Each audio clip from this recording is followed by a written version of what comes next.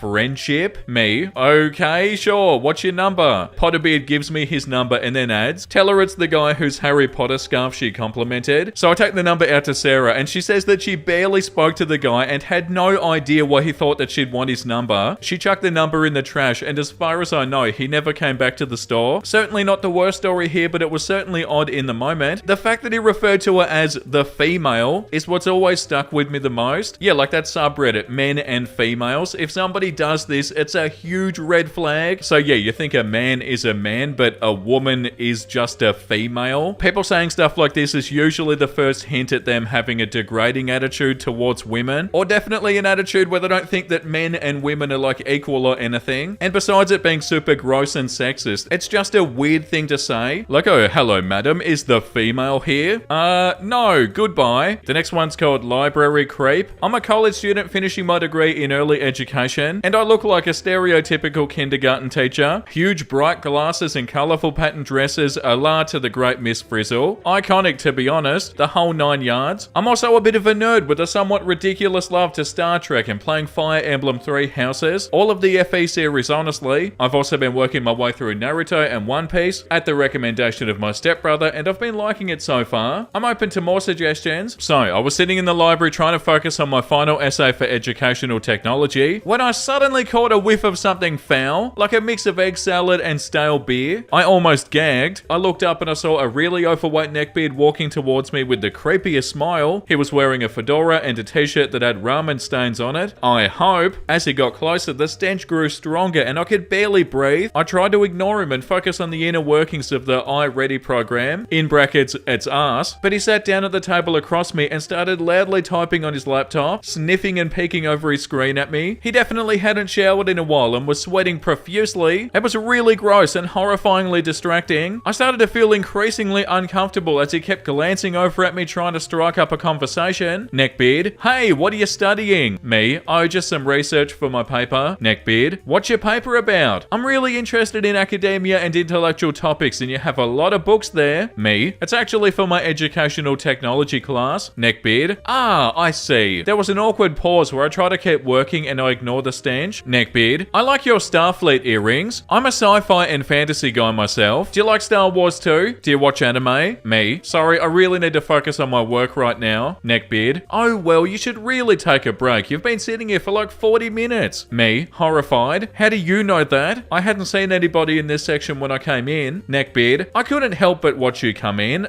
You're just so pretty and kawaii. Should you blame me? Hey, do you mind if I ask your name? Me? Sorry, but I don't feel comfortable giving up my name to strangers. Neckbeard. Oh, well, we don't have to be strangers. I'm Alex. Tips and nasty fedora. Do you play D&D? Me and my friends have a campaign starting soon and would love to have a beautiful queen such as yourself. Me? No thanks, I've never been into it and I don't really want to learn, sorry. I tried to politely tell him that I needed to focus on my work, but he just wouldn't take the hint. Yeah, that's a common trend that we see with this sort of stuff. Not taking the hint. He kept droning on and on about his interests and hobbies and I wanted to dissolve into the floor. After a good 10 minutes, I count my losses and I packed up my things to escape the library just to get away from the overpowering smell and his persistent attempts to talk to me. Me? Hey, I'm gonna head out. I've got other stuff to do. Neckbeard? Sure thing, I understand. But hey, before you go, can I have your number? I'd love to get to know you and maybe go on a date. Me? I don't give my phone number to just anyone. I really need to go now. Bye. I pretty much ran out of the library and all the way to my apartment right off campus for a much needed, extremely hot shower and to burn my dress. I think I used about 50% of my body wash in that shower. I was so traumatized I never sat in that section of the library again. Yeah, them pretty much saying that they've been watching you the whole time. That's definitely unsettling. Like, what do you mean you've been watching me?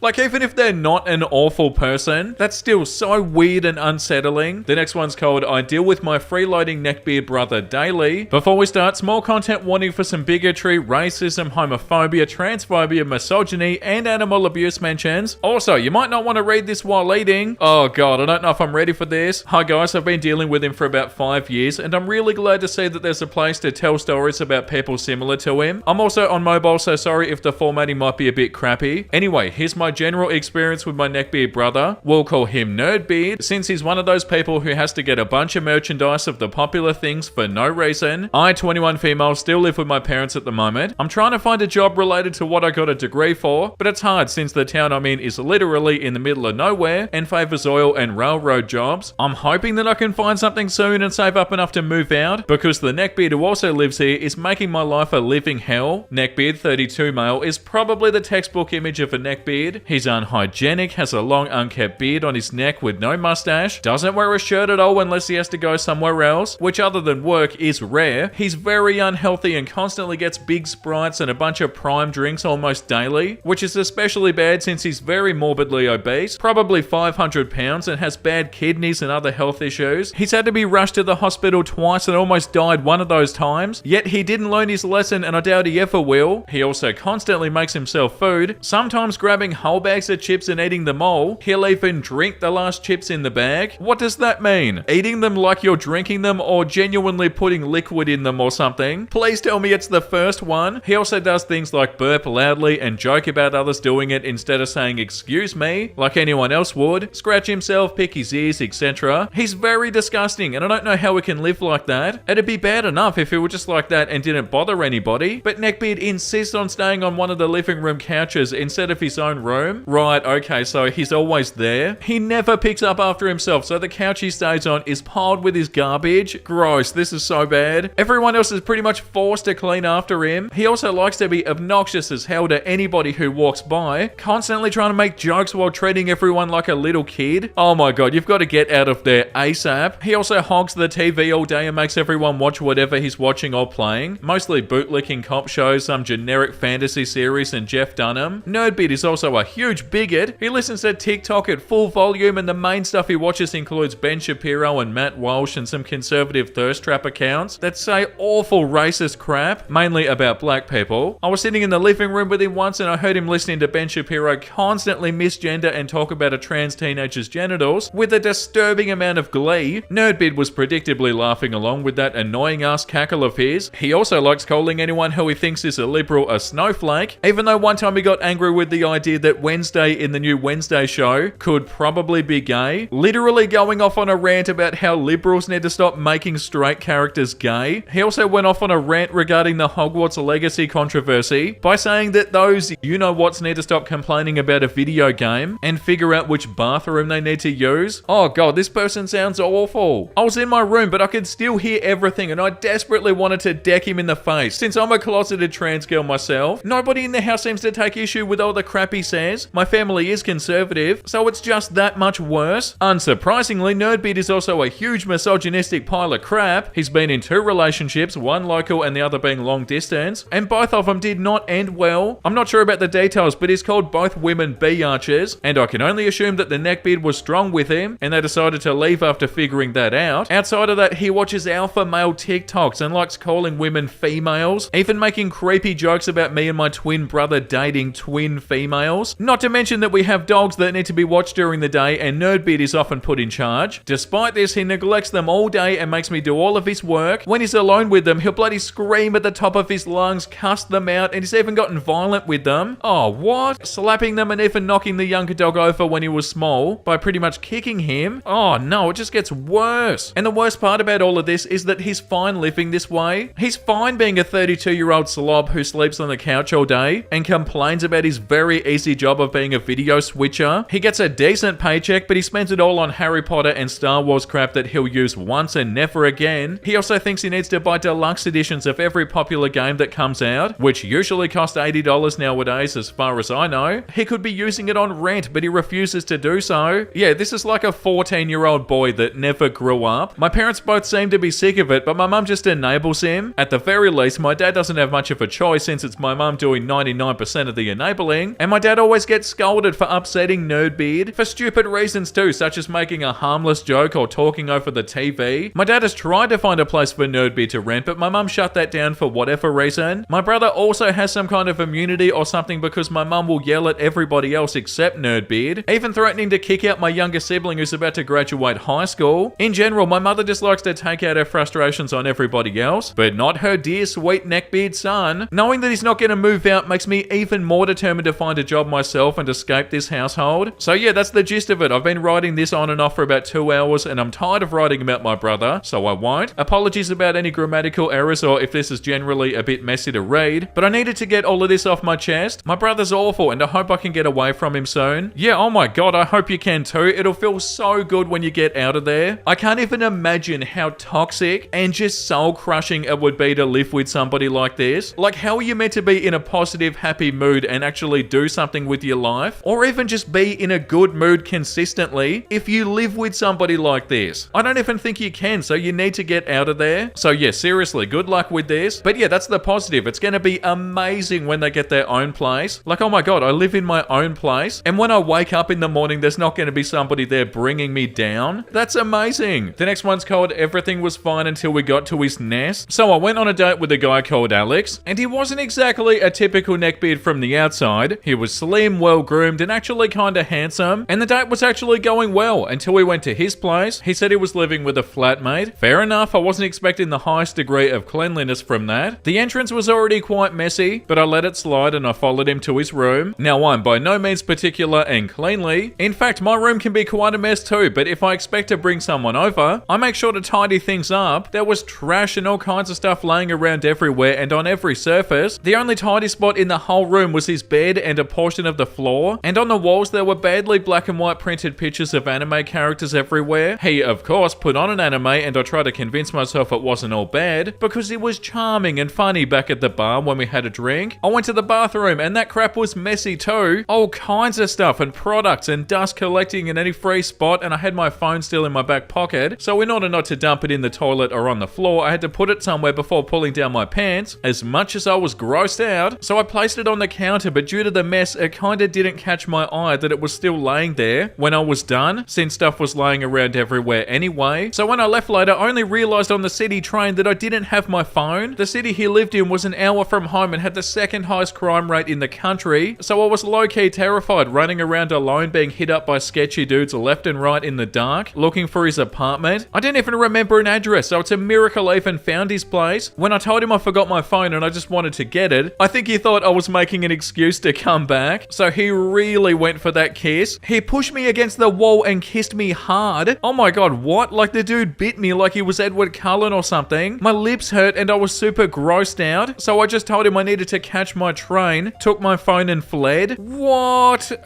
Oh my god. That's so revolting, and it's so good you got out of there. Yeah, I feel like that's enough for today, guys. Time for something a lot more wholesome. This woman was so nervous about flying, so the flight attendant explained every sound and bump, and even sat here holding her hand when it still got to be too much for her. Oh, what an absolute legend. That's genuinely so awesome. Like, they did not have to do this, but they're like, you know what? I'm gonna make them feel okay. Yeah, wow, that's so cool. Started to shower often, brushing teeth more often, cleaning my clothes and room, going out for walks in the afternoon, got a nice haircut, drinking more water, no more hamburgers and nuggies. I'm gonna make it, bros. You absolutely are. Keep up the good work. Seeing people get motivated to make their life better is so motivating. And yeah, you got this. Keep up the good work. I found this on my way home. Oh, two beautiful cuddling kitties. That's an amazing thing to find on your way home. Like, hey, would you look at that? My day just got better. And once again, thank you for watching, everybody. I hope you had a wonderful time. And if you did and you want to see more Neckbeard videos, make sure you like and subscribe. And the comment of the day today goes to Isa Kandre or Isaac Andre. Sorry, I'm so bad with usernames. Hi Vinci, I love your videos. I watch them when I can, and I love listening to you when you read Entitled Parents and People. I watch them when I work. Aw, hi to you as well. I hope you're having a beautiful day. And thank you for watching the episodes. It makes me so happy that you enjoy them. They're so fun to make. Like, going on the internet and reading stories is so much more fun when we do it together in the episodes. So yeah, thank you for the support and thank you for joining me. I really appreciate it. And yeah, guys, I've got a fun episode planned for tomorrow, so hopefully I'll see you then. And as always, make sure you look after yourself and make sure you have a beautiful, amazing rest of your day. And you know what I'm about to say because I say it every single day. Bye!